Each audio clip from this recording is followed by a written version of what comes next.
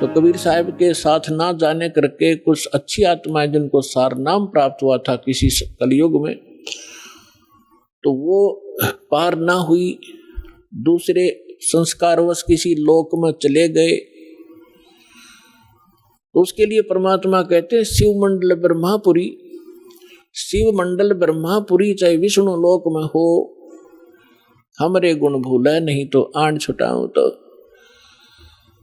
जैसे कोई भक्त इस ज्ञान से परिचित और किसी कारण से नाम खंडित हो जाने से उसकी मृत्यु हो जाती है, तो वो कहाँ जाता है?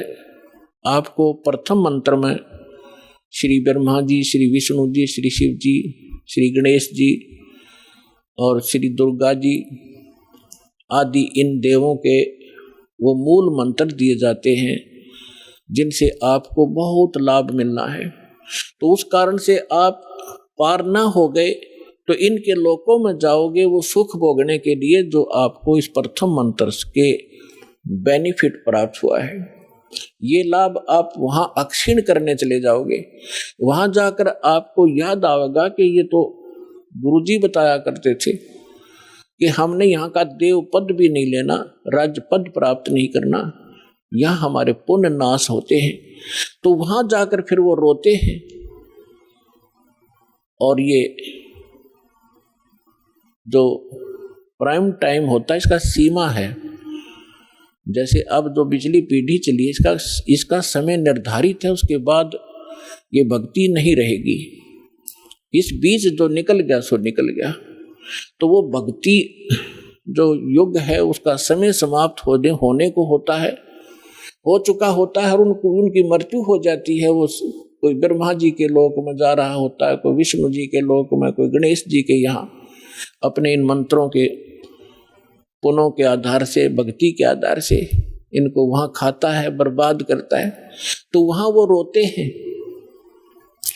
तब परमात्मा जाते हैं, उनको वहां से छुड़वा कर लाते हैं। उनको उस समय मनुष्य दोबारा जन्म नहीं देते, उनको अपने पास सटोक में रखते हैं।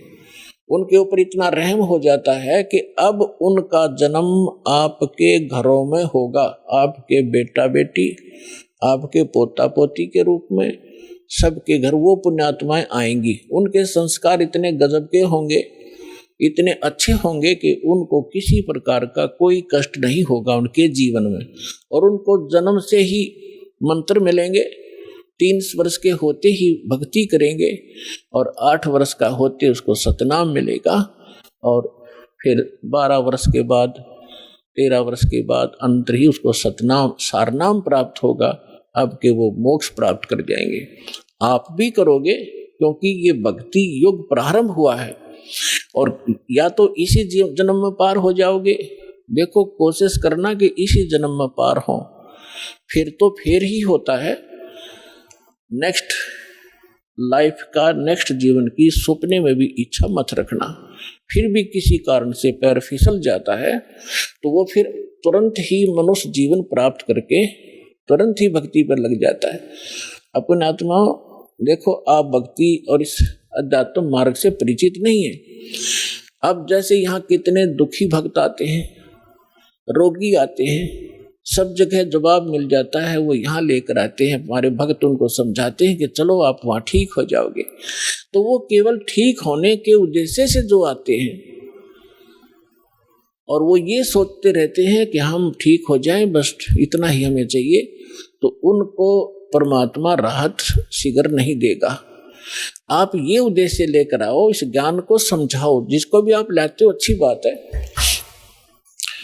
ज्ञान समझाओ और ज्ञान समझा कर फिर उनको नाम दिलाओ। फिर परमात्मा तुरंत हाथ पकड़ लेता है। और यदि ऐसे ले आते हैं और वो इस उद्देश्य से आते हैं, बुरी बात नहीं है, अच्छा है। यदि वो व्यक्ति नाम, क्योंकि नाम तो हम देंगे ही देंगे, समाधान तो बाद होगा जब पहले मंत्र दे देंगे। अब नाम जिसने मिल गया और अंतिम सांस गिने, मरना तो उसने था ही, इस मंत्र को एक बार पूरा बोल दे, सुन ले, वहां पर ना बोल सके और मृत्यु हो जा तो भी उसको मनुष्य जीवन मिलेगा। उसमें बीज भक्ति का बूगा।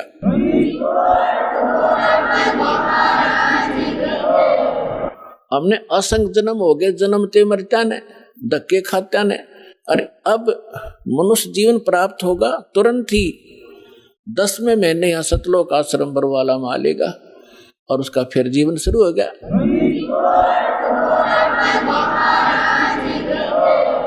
ये शरीर तो ऐसा है, आप सदग्रंथों से अपरिचित हैं, अध्यात्म मार्ग से अपरिचित हैं।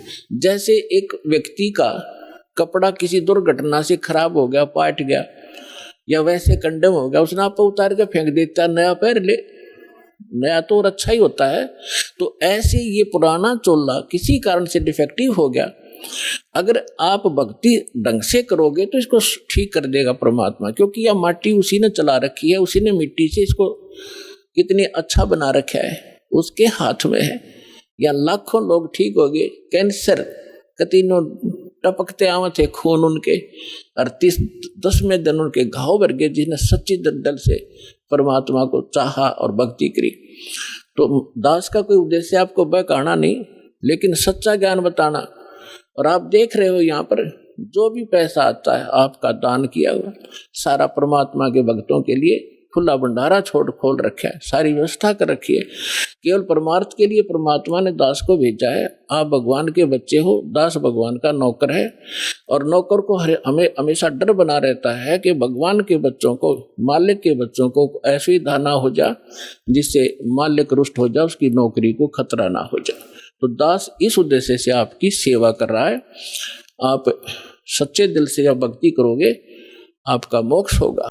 आप सुन रहे थे जगत गुरु तत्वदर्शी संत रामपाल जी महाराज जी के मंगल प्रवचन। अधिक जानकारी के लिए विजिट कीजिए हमारी वेबसाइट www.jagatgururampalji.org। संत रामपाल जी महाराज जी के शुभ आशीर्वाद से पूरे विश्व भर में 500 से भी ज्यादा नाम दीक्षा केंद्र हैं, जिन पर संत रामपाल जी महाराज जी द्वारा ऑनलाइन निशुल्क नाम दीक्षा दी जा रही है। अपने नजदीकी नाम दीक्षा केंद्र का पता करने के लिए संपर्क करें 8222880541।